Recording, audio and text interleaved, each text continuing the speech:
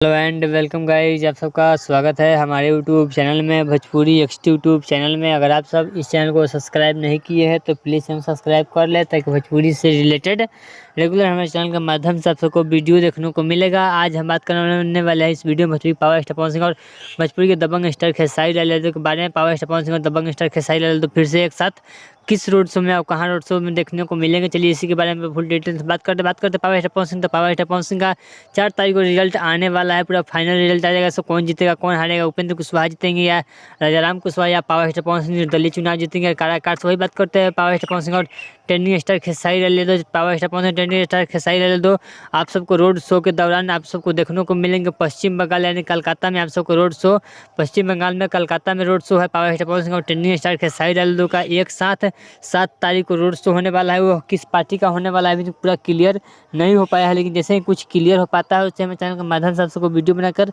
बता दिया जाएगा। अभी टाइम भी नहीं बताया गया है पावर स्टार पवन सिंह और ट्रेंडिंग स्टार खेसारी लाल यादव का किस पार्टी से और किस टाइम से रोड शो होने वाला है, लेकिन डेट आ चुका है 7 तारीख से रोड शो होने वाला है। पावर स्टार पवन सिंह और ट्रेंडिंग स्टार खेसारी लाल यादव एक साथ रोड शो में आप सबको देखने को मिलेंगे। वही बात करते हैं पावर स्टार पवन सिंह। तो पावर स्टार पवन सिंह कल 4 तारीख को पूरा क्लियर हो जाएगा।